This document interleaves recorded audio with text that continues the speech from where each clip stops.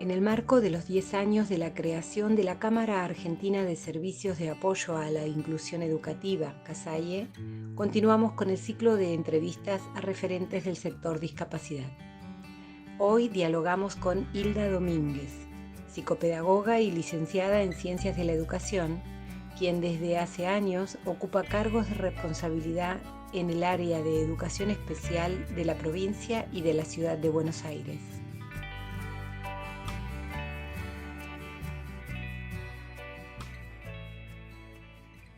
Queríamos comenzar con este nuevo escenario que se ha configurado en estos últimos años, que ha habido tantos cambios hacia una educación más inclusiva.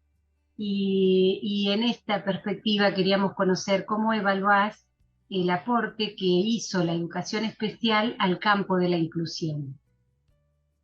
Bueno, la modalidad de educación especial viene históricamente, de hace más de 70 años, generando condiciones en el sentido de acceso de los estudiantes con discapacidad a la escuela, ¿no? Que si uno piensa históricamente, quedaban fuera de la escuela. En los últimos años, y producto del cambio de paradigma y de la comprensión de las personas con discapacidad y de los estudiantes con discapacidad, la modalidad viene también haciendo una transformación interna en función de poder dar esas nuevas respuestas. Pero para mí tiene como la ventaja enorme de ser su área de conocimiento, su expertise, su historia, su propia tradición, la que puede compartir, cambiando o modificando determinados espacios de intervención, ¿no? Es decir, ya capaz no solo al interior de una escuela, sino en una escuela de educación especial, sino dentro de una escuela común, acompañando de alguna manera, generando condiciones para que los estudiantes aprendan. Pero por supuesto que desde su saber, desde su historia, desde el hábito inclusive de mirar con cierta singularidad las trayectorias escolares, de poder entender algunas diferencias producto de la misma diversidad estudiantil, pero a veces de la presencia de algún diagnóstico que posiblemente genere distintos desafíos para ese proceso de aprendizaje y por supuesto para ese proceso de enseñanza. Yo creo que es una transformación muy enriquecedora que posiciona la modalidad en un lugar, si se quiere, más protagónico que la de entonces, donde estaba un poco para atender a aquellos que no eran atendidos por la escuela, ¿no? Como en un segundo plano. Me parece que desde este lugar hay un cambio muy interesante dentro de la modalidad de educación especial a lo largo de los 70 y pico de años que tienen en nuestro país, por lo menos. Seguro. Y este nuevo, como vos decías, que este continuo, ¿no? Que no es solo dentro de la escuela especial, sino también dentro de la escuela común. Este modelo inclusivo compromete también, ¿no? A la educación especial y a la educación común, digamos, a la escuela común. Y en este, Totalmente, sí, y en totalmente. ¿cómo se da allí la relación entre eh, la educación especial y los equipos que concentran los apoyos, ¿no? De los servicios de apoyo? ¿Cómo se da esa relación? ¿Hay una complementariedad? Vos sabés que esto también es parte como del proceso. Yo creo que el mismo sistema educativo en su conjunto, pero fundamentalmente los niveles de lo que se llama habitualmente educación común, fueron teniendo que dialogar distinto con diferentes actores, tanto de adentro como de afuera del sistema, al verse, digamos, desafiados con la presencia de estudiantes con alguna discapacidad. Y eso para mí generó, en el caso de la educación especial, esto que decía anteriormente, pero en el caso de los equipos externos, un diálogo que la escuela no estaba acostumbrada a hacer, porque las cuestiones de salud se resolvían en otro lado, nada tenían que ver con la escuela, y por otro lado, porque el saber pedagógico parecía estar solo en manos del conocimiento de la propia escuela. Yo creo que el hecho de estas primeras, si nos remontamos hace unos años atrás con las integraciones, digamos, con los primeros ingresos y la presencia de los maestros integradores en las escuelas, arranca un diálogo con esos equipos interdisciplinarios que para mí enriquece la mirada integral de la trayectoria escolar de ese estudiante.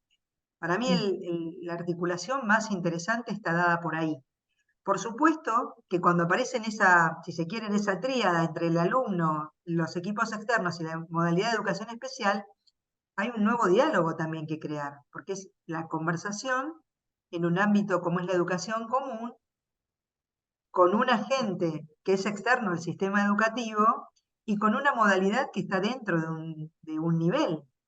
No sé si soy clara, pero creo que la articulación entre los equipos externos y la modalidad de educación especial está claramente también integrada por la educación de nivel. Digamos, es un diálogo de a tres. ¿Y Entonces, qué tanto se da esa articulación? bueno, ahí está el punto. Yo, sinceramente, creo que en algún momento se inició con una cuestión medio competitiva, si tengo que ser absolutamente franca, donde la atención estaba vinculada a quién tiene el saber sobre lo que hay que hacer acá, me parece. Yo creo que producto de la misma ejercicio de articulación, de mirada completa, incluso de mandato de la inclusión como ejercicio de derecho, ese diálogo se va haciendo un diálogo un poco más fluido, donde, insisto, la modalidad de educación especial tiene que poder también ahí hacer de bisagra entre el nivel y los equipos externos, porque me parece que ahí es donde puede sumar su expertise para poder ahí tener como una palabra que el nivel no tiene posiblemente, pero sin dejar afuera a nadie. Ahora sí creo que históricamente la incorporación de las maestras integradoras, por lo menos al nivel de gestión estatal, creo yo se hizo en el marco de alguna cuestión medio competitiva, de espacios, de roles, de quién tenía eh, decisión o definición sobre esas cuestiones. Al día de hoy yo creería que ese diálogo está bastante más eh, sí, más agilizado, más fluido. No obstante, como todo, muchas veces los equipos se arman también por el encuentro de las personas que se encontraron. No solo de los roles que se desempeñan, sino de las personas que se encontraron en esos roles. Y eso a veces ha ayudado también a generar otras condiciones, sin duda. Seguro. Y ya metidos dentro del aula, y pensando en estas prácticas y en estas conductas, como vos decís, de las personas, te escuché decir que habría que estar o sería recomendable que se esté atento a una especie de sensor, ¿no? Especie de una térmica que salte si alguna práctica o una docente o alguna decisión se acerca o se aleja a ese mandato, como vos bien decías, de la inclusión. ¿A qué te referís con ese sensor? ¿Qué sería o en qué estaría basado? Bueno, dicen que uno es esclavo de sus palabras. Em, no sé dónde lo escuchaste o en qué contexto yo lo había dicho, pero yo suelo decir em, algo que a mí me preocupa mucho en el ámbito de la educación, porque es en el que trabajo, pero que en realidad es una preocupación en cualquier, si se quiere, orden de la vida. Em, Nosotros a veces nos es muy fácil declamar determinadas cosas, ¿no? Estar como de acuerdo, em, poderlas incluso enunciar con palabras complejas, sofisticadas, académicas y demás, pero después en la práctica, no todas las decisiones tomadas entran en congruencia o en coherencia con esa declamación. Entonces, yo siempre sostengo que uno tiene que tener como un sensor interno que le permita darse cuenta si las acciones que está desarrollando dialogan bien con las ideas que sostiene, ¿no? Es como, bueno, acción y pensamiento. Em, Llevándolo al extremo, si vale poner un ejemplo, em, en general yo al menos no me cruzo con gente que francamente esté en contra de la mirada inclusiva o que no tenga un interés genuino por incorporar a las personas con discapacidad a la sociedad. En general no pasa. Pero muchas veces detrás de una declamación tan clara y tan lograda, aparece una frase que es, este niño no es para esta escuela. Y en ese momento es como que se cae toda esa, para mí, enunciación, porque esa acción no condice, no dialoga bien con creo yo por lo menos, con la afirmación de la inclusión es ejercicio de derecho y está muy bien que todos formen parte activa de la sociedad. Ahí es donde yo digo que el censor es el que me dice a mí, por lo menos es el que yo trato siempre también de decirle a los docentes o a los supervisores, upa, esta frase no corresponde. O esta acción que estoy no me acerca. A veces incluso hasta por omisión de acción, ¿no? Esto yo debiese haberlo hecho para materializar la idea que tengo al respecto. Entonces, en ese sensor, la frase que a mí me encanta, que sería como la segunda parte, es, bueno, muy bien, pero no sé cómo hacerlo. Yo creo firmemente en que Juan tiene que estar en este aula, me predispongo a esta decisión personal, académica, ética, pero no sé cómo hacerlo. Y ahí para mí se abre una ventana de oportunidad. Seguro, y ahí sería la mirada colaborativa, ¿no? Exactamente. Sí. Pero el sensor, me refiero a eso, es como en muchas otras cosas de la vida, cuando uno dice, bueno, esto ya no está más de moda, esta frase ya no la puedo decir porque no es políticamente correcto, esto, como tener ese sensor natural de saber que hay cosas que están matrizadas en nosotros, que no son de mala persona ni de mala intención, sencillamente nos sale porque así nos educaron, así nos formaron, o pobrecito, ¿no? Cuando uno se refiere a una persona con discapacidad. Sí. Sería Ah. como un poco la voz de la conciencia. Es como, claro, es como Pepe el Grillo, como esta cuestión de... Pero vos sabés que cuando lo hablas con los docentes o con estudiantes, hay algo ahí que yo pretendo, que te dicen, sí, es cierto, a veces uno está por decir algo y no va, no corresponde, no. Es ese frenar a tiempo y sí declamar, no sé cómo hacerlo. Perfecto. Estoy convencida, pero alguien que me dé una mano, o démonos una mano. Un gran Sí, consejo, un gran sí. consejo. Y desde tu lugar, que desde hace varios años venís colaborando y estás muy involucrada en la gestión de gobierno del área de educación especial, Mm. ¿cómo percibís desde allí el proceso de concientización de la inclusión de todos? Es decir, de la aceptación de la diversidad en el aula y en otros ámbitos educativos. Mm. Porque he sabido que solo con leyes y normas no es suficiente si esto no se lleva a la práctica, ¿no? Totalmente.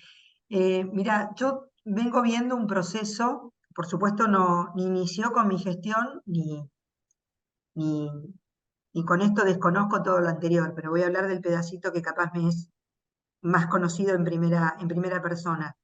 Yo creo que el sistema educativo viene entendiendo que hay un tema de agenda enorme, que es la conversación en torno a qué decimos cuando estamos hablando de inclusión. Yo creo que ese punto está claramente como elemento para ser pensado, para ser trabajado, para ser eh, analizado. Por supuesto que la presencia de diversos actores hace que el proceso sea absolutamente variopinto, digamos. Hay, hay actores que comprenden rápidamente y que pueden ejercer su rol en concordancia, como vos decís, con las normas establecidas o con los acuerdos de palabra o con las propias percepciones acerca de lo que hay que hacer.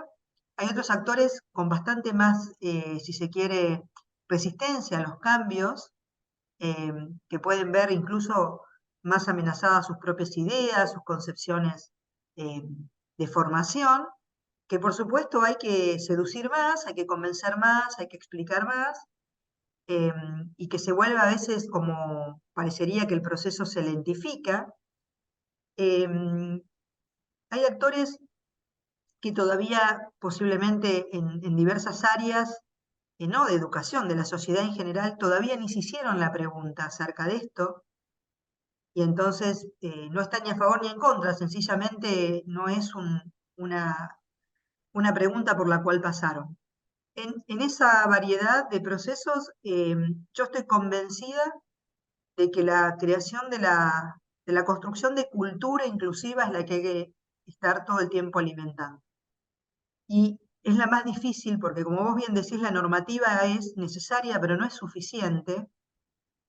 y por otro lado el sistema educativo tiene tanta normativa que a veces una normativa más como que no acusa recibo el sistema porque es una más. Entonces, nosotros hemos visto que la creación de cultura es con la acción cotidiana de ser congruente y coherente entre lo que estamos intentando desarrollar y lo que estamos materializando a través de la normativa o a través de la construcción de política o de la distribución de recursos. Pero fundamentalmente es la construcción de cultura y son lo que nosotros llamamos diálogos con diferentes actores. Dar a conocer, informar, sensibilizar, explicar que estamos en un marco que tiene una ascendencia jurídica grande, que es un estado, que es una situación de derecho, que forma parte, digamos, de los derechos de las personas con discapacidad, que nosotros concebamos un sistema educativo en esa línea. Pero si vos me decís en estos años de gestión, el trabajo más fuerte para mí, para el equipo de trabajo nuestro, ha sido la creación de cultura inclusiva. Sí, pero sí, creo que es un desafío, por lo menos a mí en estos años, me viene resultando un desafío que es más que la gestión en términos de la gestión educativa, que es como la construcción de la cultura en términos de acción de política pública, digamos, ¿no? Con otros ministerios, con las defensorías, con justicia, que también hay un trabajo para hacer. Sí. Seguro. Y justamente en este ciclo lo que estamos tratando desde Casalle también de colaborar con esta creación de la cultura inclusiva, ¿no? Así que te agradecemos muchísimo todas estas opiniones, esta perspectiva, toda esta experiencia que vos nos has volcado en estos breves minutos, pero que seguramente van a servir justamente para eso, para seguir creando cultura de inclusiva.